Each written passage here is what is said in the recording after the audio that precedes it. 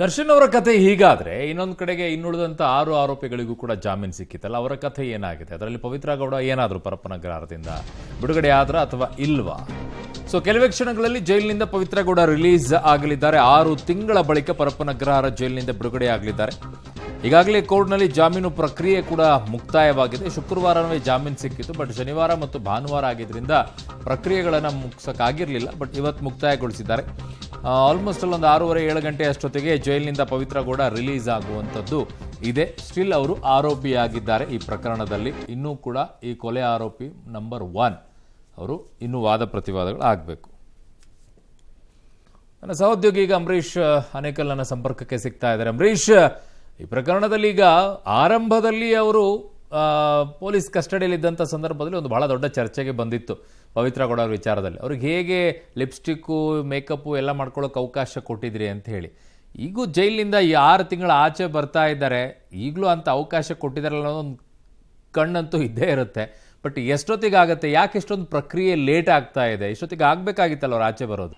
ಅರುಣ್, ಖಂಡಿತವಾಗೂ. ಯಾಕಂದರೆ ಶುಕ್ರವಾರನೇ ಬೇಲು ಪವಿತ್ರ ಗೌಡಗೆ ಬೇಲ್ ನ್ಯಾಯಾಲಯ ಮಂಜೂರು ಮಾಡಿತ್ತು. ಆದರೆ ಎಲ್ಲ ಒಂದು ಕಡೆಗೆ ಶೂರಿಟಿಯನ್ನು ಸಬ್ಮಿಟ್ ಮಾಡೋದ್ರಲ್ಲಿ ತಡ ಆಗಿತ್ತು. ಹಾಗಾಗಿ ಸತತವಾಗಿ ಶನಿವಾರ ಭಾನುವಾರ ರಜೆ ಆಗಿರೋದ್ರಿಂದ ಇವತ್ತು ನ್ಯಾಯಾಲಯದಲ್ಲಿ ಏನು ಶೂರಿಟಿಗೆ ಸಂಬಂಧಪಟ್ಟಂಥ ಎಲ್ಲ ದಾಖಲಾತಿಗಳನ್ನು ಸಲ್ಲಿಕೆಯಾಗಿ ಈಗ ಮುಕ್ತಾಯ ಆಗಿರುತ್ತದೆ. ಇನ್ನು ಆ ಜೈಲಿಗೆ ಅಂದರೆ ಕೋರ್ಟ್ನ ಹಮೀನ ಒಂದು 7 ಗಂಟೆಗೆ ಎಲ್ಲ ಬೇಲ್ ಕಾಪಿಗಳನ್ನು ತೆಗೆದುಕೊಂಡು ಒಟ್ಟಿಗೆ ಜೈಲಿಗೆ ಬರ್ತಾರೆ. ಆ ಸಮಯದಲ್ಲೇ ಪವಿತ್ರ ಗೌಡದು ಸಹ ಜಾಮೀನು ಅರ್ಜಿ ಏನು ಜಾಮೀನಿನ ಒಂದು ಏನು ಬೇಲ್ ಕಾಪಿ ಇದೆ, ಕಾಪಿನ ತೆಗೆದುಕೊಂಡು ನಂತರ ಇಲ್ಲಿಗೆ ತಲುಪಿಸುವಂಥದ್ದು. ಜೊತೆಗೆ ಏನೀಗ ಪವಿತ್ರ ಗೌಡ ಜೈಲಿನಲ್ಲೂ ಸಹ ಶುಕ್ರವಾರವೇ ನಾನು ರಿಲೀಸ್ ಆಗ್ತೀನಿ ಅಂತೇಳಿ ಸಾಕಷ್ಟು ಜೊತೆಲಿದ್ದಂಥ ಏನು ಮಹಿಳಾ ಕೈದಿಗಳ ಜೊತೆ ಒಂದು ಅನಿಸಿಕೆಯನ್ನು ಹಂಚ್ಕೊಂಡಿದ್ರು ಅನ್ನೋ ಮಾಹಿತಿ ಸಹ ಸಿಕ್ಕಿರೋಂಥದ್ದು. ಅಂದರೆ ಇವತ್ತು ಬೆಳಗ್ಗೆ ಏನು ರಜಾ ಸಿಕ್ತು, ಆ ಹಿನ್ನೆಲೆಯಲ್ಲಿ ಒಂದಷ್ಟು ಬೇಸರ ಆಗಿತ್ತು. ಜೊತೆಗೆ ಇವತ್ತು ಬೆಳಗ್ಗಿನ ಸಹ ಜೈಲಿನ ಒಳಗಡೆ ಲವಲಕ್ಕೆಯಿಂದ ಎಲ್ಲರ ಜೊತೆನೂ ಸಹ ಖುಷಿಯಾಗಿರುವಂಥದ್ದು. ಜೊತೆಗೆ ಇವತ್ತು ನಾನು ಮಧ್ಯಾಹ್ನ ಹೋಗ್ತೀನಿ ಅನ್ನೋ ಮಾತನ್ನು ಹೇಳ್ತಾ ಇದ್ರು. ಎಲ್ಲ ಒಂದು ಕಡೆಗೆ ನ್ಯಾಯಾಲಯದ ಪ್ರಕ್ರಿಯೆಗಳು ತಡ ಆಗಿದ್ದ ಹಿನ್ನೆಲೆಯಲ್ಲಿ ಇವತ್ತು ಏನು ಸಂಜೆ ಒಂದು 7 ಗಂಟೆಗೆ ಅವರು ಪರಪ್ಪನಗರದ ಜೈಲಿಂದ ಆಚೆ ಬರೋ ಸಾಧ್ಯತೆ ಇರುವಂಥದ್ದು.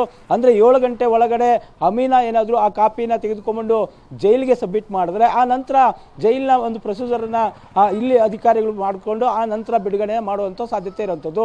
ಮತ್ತೊಂದು ಕಡೆಗೆ ಪ್ರದ್ಯೂಷ್ ಸಹ ನ್ಯಾಯಾಲಯದಲ್ಲಿ ಈಗಾಗಲೇ ಜಾಮೀನು ಸಿಕ್ಕಿರೋದ್ರಿಂದ ಆತನು ಸಹ ಒಂದು ಏನು ಬಿಡುಗಡೆ ಆಗೋ ಇದರಲ್ಲಿ ಒಂದು ಖುಷಿಯಲ್ಲಿರುವಂಥದ್ದು.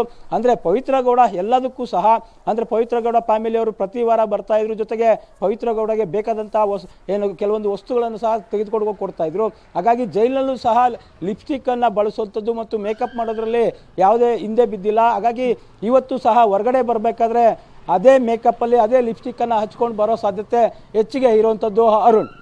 ಓಕೆ ಅಂಬರೀಷ್, ಆದರೆ ಇನ್ನೊಂದು ಕಡೆಗೆ ಈಗ ಅವ್ರು ಆಚೆ ಬಂದ ತಕ್ಷಣ ದರ್ಶನ್ ಅವ್ರು ನೋಡಕ್ BGS ಆಸ್ಪತ್ರೆಗೆ ಹೋಗ್ತಾರಾ ಏನು ಅಂತ ಹೇಳಿ. ಪಾಪ ಅವ್ರಿಗೆ ಹುಷಾರಿಲ್ವಲ್ಲ, 1.5 ತಿಂಗಳಿಂದ ಆಸ್ಪತ್ರೆಯಲ್ಲಿ ಚಿಕಿತ್ಸೆಯನ್ನು ಪಡ್ಕೊಳ್ತಾ ಇದ್ದಾರೆ. ಒಂದ್ಸಲ ಹೋಗಿ ಅವ್ರನ್ನ ವಿಚಾರಿಸ್ಕೊಂಡು ಹೋಗ್ಬೋದೇನೋ ಆರೋಗ್ಯವನ್ನ? ಅರುಣ್, ಖಂಡಿತ. ಯಾಕಂದರೆ ಈಗಾಗಲೇ ಅವರ ಕುಟುಂಬದವರು ಸಹ ಇನ್ನೂ ಯಾರೂ ಜೈಲ್ ಹತ್ರ ಬಂದಿಲ್ಲ. ಜೈಲು ಬಳಿ ಅವರು ಬಂದ ನಂತರ ಅವ್ರು ನೇರವಾಗಿ ಮನೆಗೆ ಹೋಗ್ತಾರಾ ಅಥವಾ ದರ್ಶನ್ ಭೇಟಿಗೆ ಹೋಗ್ತಾರಾ ಅನ್ನೋದನ್ನ ಗೊತ್ತಾಗಬೇಕಾಗಿರೋದು. ಒಂದು ಕಡೆಗೆ ಈಗಾಗಲೇ ಆರೋಗ್ಯದಲ್ಲಿ ದರ್ಶನ್ಗೆ ಸಮಸ್ಯೆ ಇದೆ ಅಂತೇಳಿ ನ್ಯಾಯಾಲಯ ಇನ್ನೂ ಮಾಧ್ಯಮಗಳಿರ್ಬೋದು ಅಥವಾ ಪೇಪರ್ನಲ್ಲೂ ಸಹ ಪವಿತ್ರ ಗೌಡಗೆ ಗೊತ್ತಾಗಿರುವಂಥದ್ದು.